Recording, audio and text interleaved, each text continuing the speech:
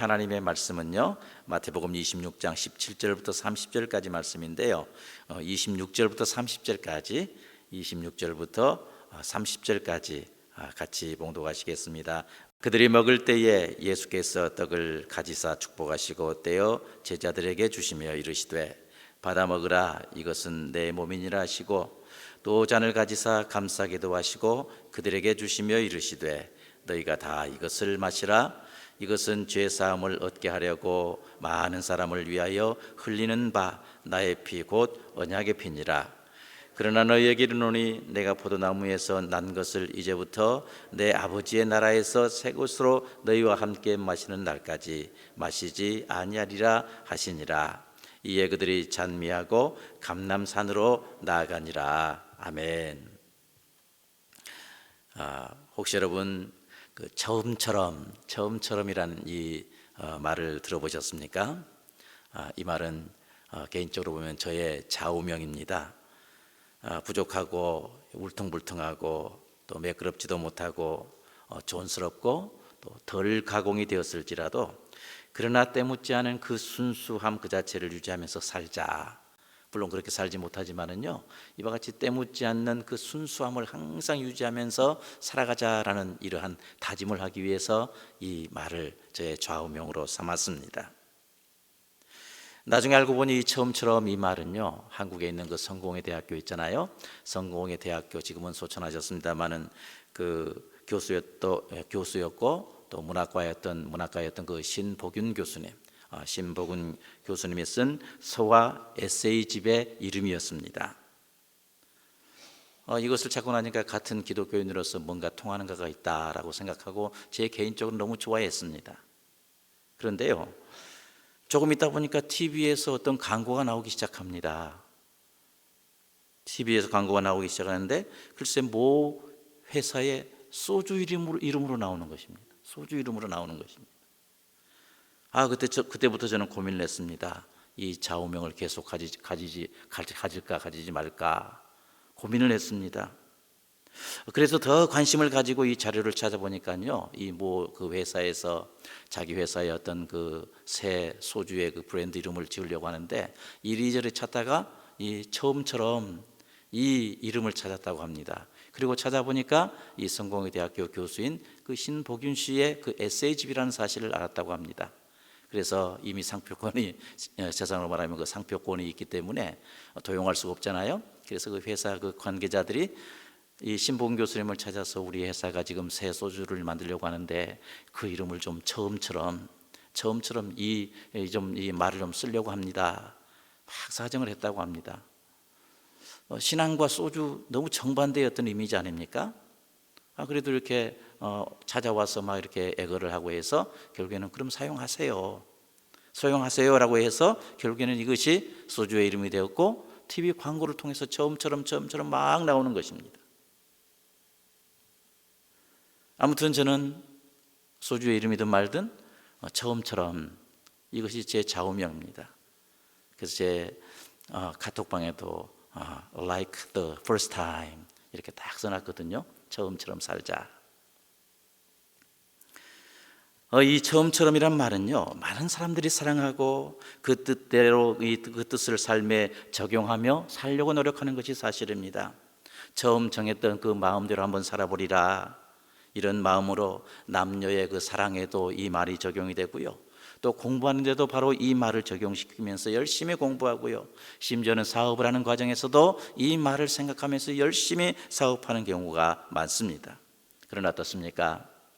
이렇게 살아보려고 마음을 정해보지만 시간이 흐르고 또한 어려운 상황이 닥치고 계속 불리한 그런 환경이 이제 다가오게 되면 이 초심을 놓아버리기가 쉽습니다. 한마디로 말해서 소위 변질되기가 쉽다 그 말입니다. 처음처럼의 이 뜻을 잃어버릴 때가 많습니다.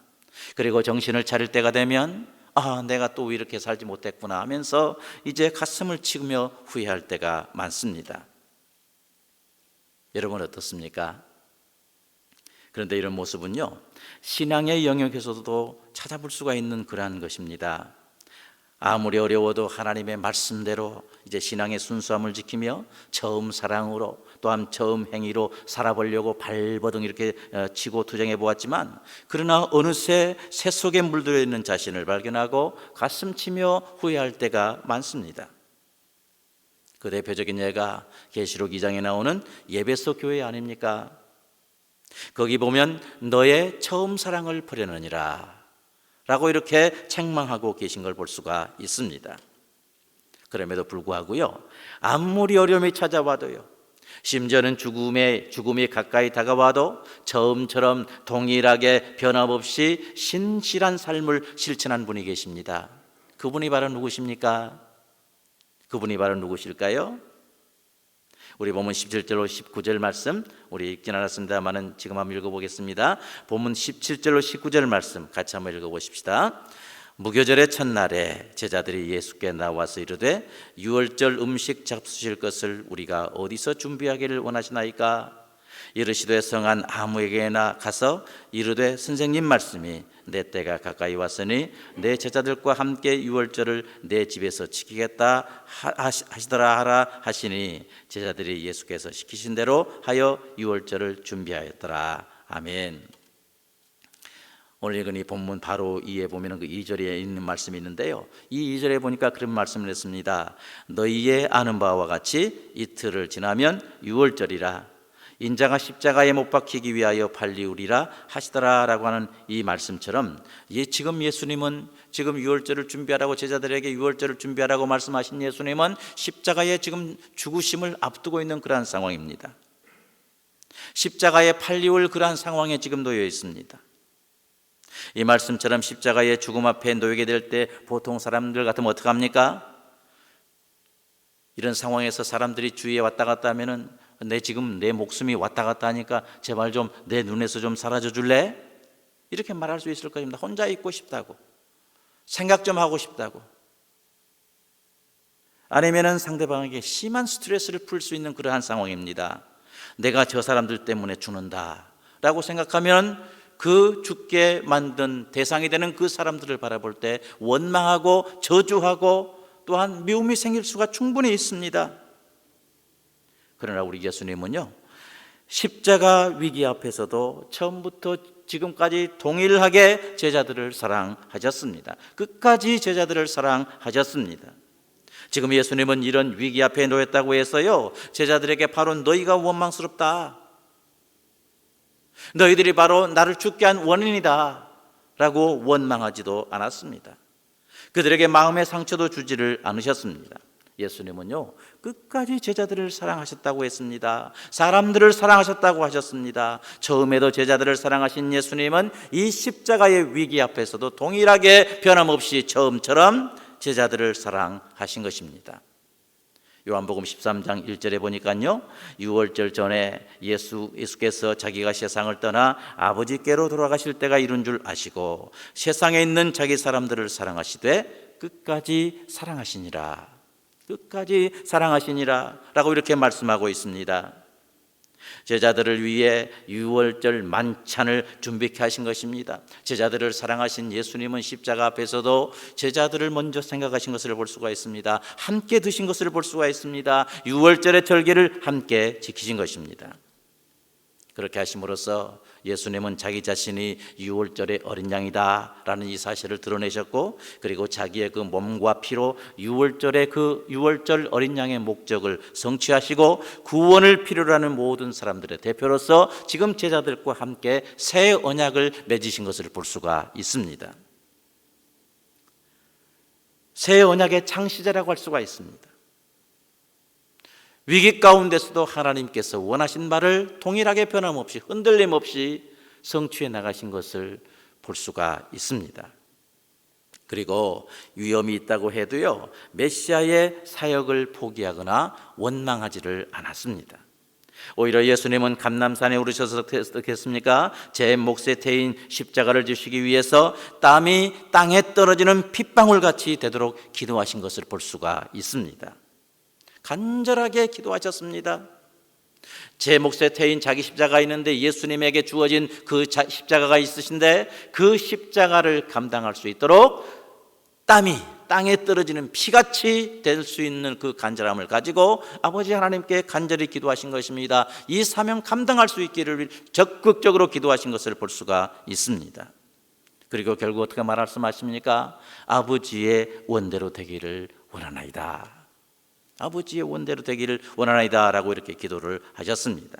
이처럼 예수님은요, 죽음 앞에서도 하나님께서 주신 인류를 위한 대속사역을 조금도 가감없이 성취하신 것입니다. 공생의 사역을 시작할 때 침례 요한으로부터 들었던 세상죄를 지고 가는 하나님의 어린 양이로다 하는 사람의 사명을 동일하게 변함없이 끝까지 감당하신 것을 볼 수가 있습니다. 십자가에 못 박히게 되시는데도 조금도 후회하시거나 원망하시거나 두려워하지를 않으셨습니다. 처음 예수님에게 주어진 그 기대대로 그 사역대로 동일하게 실천해 나가신 것을 볼 수가 있습니다. 그리고 하나님께 아버지의 원대로 되기를 원하나이다 라고 기도하는 것을 볼 수가 있습니다. 이러한 예수님을 미리 또는 후에 바라온 믿음의 선진들도요, 동일한 삶을 산 것을 볼 수가 있습니다. 미리 구주를 바라봤던 이 다윗 왕을 보세요. 시편 26편 23편 6절에서 뭐라고 그랬습니까? 나의 평생의 선하심과 인자하심이 정녕 나를 따르리니 내가 여호와의 집에 영원히 거하리로다 라고 이렇게 했습니다. 그는 장차 오실 예수님을 미리 바라보면서 예수님을 향해서 주라라고 이렇게 표현합니다. 그렇게 고백합니다. 그러면서 어떤 고난 가운데서도 하나님의 영원한 집에 영영히 거하겠다, 하나님의 집에서 조금도 떠나지 않는 그러한 삶을 살겠습니다 라고 이렇게 고백한 그의 모습을 볼 수가 있습니다. 잠시는 범죄했습니다. 그러나 그는 다시 회개하고 다시 신앙으로 일어섰던 그는 하나님의 집에 영원히 거하는, 어떤 상황 가운데서도 영원히 거하는 그런 삶을 살았던 것입니다. 사도 바울은 어떻습니까? 사도행전 20장 24절에서 나의 달려갈 길과 주 예수께 받은 사명 곧 하나님의 은혜의 복음을 전파하는 일을 마치려 하면은 나의 생명을 조금도 귀한 것으로 여기지 아니하노라 라고 이렇게 고백하면서 주님을 따르면서 순교로서 마지막에 자신의 삶을 마감한 것을 볼 수가 있습니다. 변함이 없었습니다. 동일했습니다. 오히려 전보다 나중에 더 아름다운 삶을 산 걸 볼 수가 있습니다. 사도 요한도 동일합니다. 계시록 1장 9절에서 나 요한은 너희 형제요 예수의 환난과 나라와 참음에 동참하는 자라 하나님의 말씀과 예수의 증거를 인하여 반모라고 하는 섬에 있었더니라고 했는데, 그는 예수님의 십자가 현장에서도 그 자리를 지켰습니다. 다른 사람들은 다 놀라 떠나버렸지만 예수님의 십자가 현장에서도 예수님 앞에서 예수님뿐만 아니고 예수님의 어머니까지 지킨 것을 볼 수가 있었습니다. 그뿐 아닙니다. 극심한 이 로마의 박해 가운데서 결국에는 반모섬에 유배가는 이러한 유배를 통해서도 동일하게 주님을 향한 그 신앙을 보이는 것을 볼 수가 있습니다. 이처럼 신앙의 선진들은 끝까지 주를 향한 그 마음을 어떤 상황에서도 바꾸지를 않았습니다. 끝까지 주님을 사랑하는 마음으로 때로는 죽음을 통해서라도 주를 향한 사랑이 변치를 않았습니다. 예수님께서 그러하셨듯이 이처럼 하나님의 사람도 처음의 목적을 변함없이 이룬 것을 볼 수가 있습니다. 이러한 예수님의 섬기심을 통해서요, 이 학문인 그 리더십의 부분에서는 섬김의 리더십의 기원이 된 것을 볼 수가 있습니다. 얼마 전에 어떤 좀 책을 보니까요, 이 섬김의 리더십은 그 기독교에서만 이렇게 통용하는 크리스천 리더십 안에서만 통한 줄 알았더니 일반 리더십의 영역에서도 섬김의 리더십이라는 게 있더라고요. 예. 바로 이러한 섬김의 리더십의 기본이 된 것을 볼 수가 있습니다. 여러분, 그렇다면 하나님의 사람들은요, 삶에 있어서 변함이 없어야 됩니다. 오늘 이러고 내일 저러고 이게 아니고요, 어떤 상황 가운데서도 어떤 환경 가운데서도 변함없이 처음과 나중이 동일한 그러한 삶이 되어야 될 줄을 믿습니다. 상황에 따라서 이리 흔들리고 저리 흔들리는 삶은 결코 신앙에 합당한 삶의 모습이 아닙니다. 항상 처음처럼 행해야 하는 것입니다. 특별히 하나님의 구속과 관련된 일에서는 어떻게 해요? 더욱더 처음처럼 행해야 됩니다. 삶의 과정에서도 처음처럼 해야 되지만 하나님과 관련된, 신앙과 관련된 하나님의 구속 사역을 이루는 그러한 사역 안에서는 더욱더 흔들림 없이, 변함없이, 환경에 상관없이 처음처럼 동일하게 신앙생활을 해야 된다는 사실을 오늘 본문을 통해서 우리는 알 수가 있습니다. 끝까지 섬기신 예수님의 본을 따르면서 상황에 흔들림 없이 전진해 나가야 됨을 알 수가 있습니다. 오늘 본문에 보면 십자가를 앞두신 예수님은 출애굽기에서 유래된 그 유월절 만찬 있잖아요. 이 유월절 만찬을 새 언약의 성만찬으로 바꾸신 것을 볼 수가 있습니다. 이는 하나님이 약속하신 새 언약의 성취를 의미한다고 할 수가 있습니다.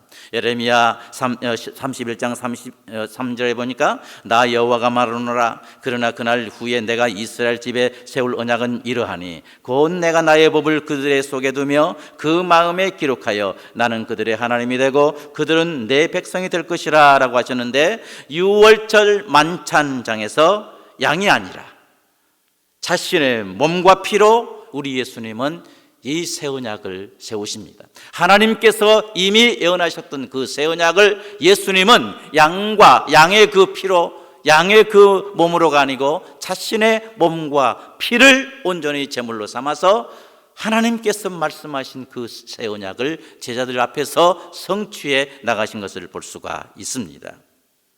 먼저 예수님은 떡을 들어서 축사하시고 떼어주시면서 이것은 내 몸이라 이렇게 말씀하십니다. 주님의 몸은 무교병처럼 찢겨 새 언약을 위한 희생 제물이 되신다라는 그러한 말씀입니다.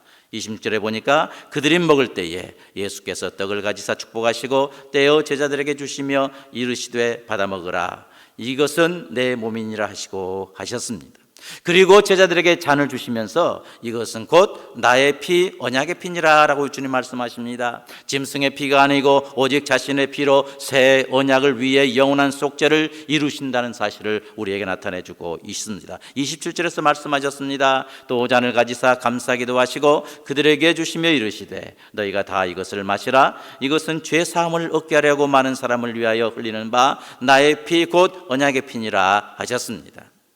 바로 죄로 인해 죽었던 우리 모든 인류를 구원하시기 위해서 예수님은 제자들 앞에서 새 언약을 세우신 것입니다. 그러시면서 예수님은 하나님의 나라가 도래할 때까지는 이제 포도주를 마시지 않겠다라고 하셨는데, 이것은 무슨 의미입니까? 죽음에 대한 승리와 아버지 나라에서 맡게 될 영광스러운 미래를 확신하시면서 하나님 나라에 대한 소망을 지금 제자들에게 분명히 밝혀주고 있습니다. 하나님 나라를 바라보라. 하나님 나라에서 새 언약이 완성되는 그 하나님의 나라에서 살 것을 대망하라. 이렇게 지금 제자들에게 하나님 나라를 선포하고 있습니다. 이 그리스도의 몸과 피는 성도의 구원과 새 언약을 위한 근거가 되었습니다. 그래서 예수님을 우리 가르쳐서 새 언약의 창시자다 이렇게 일컫는 것입니다. 자기 몸을 죽이심으로 이루셨습니다. 고린도후서 1장 19절에 보니까 우리 곧 나와 실로아노와 디모데로 말미암아 너희 가운데 전파된 하나님의 아들 예수 그리스도는 예하고 아니라함이 되지 아니하였으니 저에게는 예만 되었느니라 라고 이렇게 말씀하십니다. 예수님은요 항상 하나님의 뜻 안에서 변함없이 예만 하셨다고 말합니다. 맨 처음에는 예하고 그 첫째 아들 비유에 나오죠. 예하고 뒤에 가서는 아니요 해버린 게 아니고요, 처음에도 예수님은 예하시고 나중에도 예하신 것을 볼 수가 있습니다. 예로 시작해서 예로 마치셨습니다. 아니요가 없었습니다. 동일하셨습니다. 예수님의 삶의 패턴입니다. 이처럼 예수님께서는 마지막까지 목자의 심정으로 영혼 구원을 위해서 섬기셨습니다. 사람이 겪을 수 있는 최악의 상황에서도 감정대로 자신의 감정대로 행하지 아니하시고 끝까지 섬기시는 예수님의 모습을 통해서 우리는 인류를 향한 예수님의 큰 사랑을 확인할 수가 있습니다. 십자가의 죽으심뿐만 아니라 마지막 새 언약을 제정하실 때에도 항상 예하는 이러한 마음 자세로 자신의 목적을 이루어나가신 것을 볼 수가 있습니다. 사랑하는 여러분, 오늘 이제 큐티의 어떤 방향도 그렇습니다. 동일한 예수님 본받자, 동일하신 예수님을 바라보자, 변함없이 예수님처럼 살자, 이것이 오늘 큐티 본문에 어떻게 생각하면 이 목표라고 할 수가 있습니다. 십자가의 죽으심 앞에서도 동일하게 제자를 끝까지 사랑하셨던 예수님을 이 시간 우리 모두 생각하시기를 바랍니다. 어려운 환경 가운데서 변함없이 동일하게 처음 시작한 그 모습으로 마지막까지 마치신 그 예수님의 사랑, 예수님의 그러한 어떤 자세, 이것을 배울 수 있는 우리 모두가 되시기를 바랍니다. 뿐만 아니라 새 언약을 제정하실 때에도 항상 예라고 하시면서 처음 자신에게 목적을 이루신 예수님, 이 예수님을 다시 한번 우리 마음속에 생각하는 우리 모두가 되시기를 간절히 소망합니다. 시간만 있으면 변덕스럽게 이렇게 요동치는 우리 마음을 예수님 생각하면서 예수님처럼 이렇게 정말 변함없이 고정시키는 이러한 삶이 되겠습니다라고 결단하는 이러한 시간 되기를 간절히 소원합니다.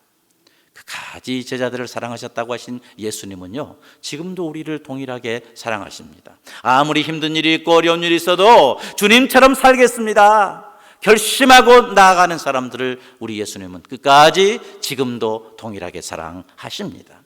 이 예수님의 사랑을 생각하면서 우리 삶 속에 환란이 있다고 해도, 어려움이 있다고 해도 이것 때문에 좌절하지 말고요, 이것 때문에 삶의 방향을 바꾸려고 하는 그런 이제 마음도 하지 말고, 침륜에 빠지려고 하지도 말고, 동일하게 사랑하신 그 주님 앞에 주님 도와주세요, 내게 능력 주세요, 주님께서 사셨던 것처럼 나도 동일하게 변함없이 주님처럼 살게 도와주세요, 기도할 수 있는 우리 모두가 되시기를 바랍니다. 그래서 주님으로부터도 정말 사랑받고 모든 사람들로부터 일관성 있는 사람이다, 초지일관하는 사람이다, 오히려 처음보다 나중에 더 아름다운 사람이다, 인정받을 뿐만 아니라 이러한 삶을 살아서 하나님을 기쁘시게 하는 오늘 귀한 하루의 삶이 될 수 있기를 주님의 이름으로 축원합니다.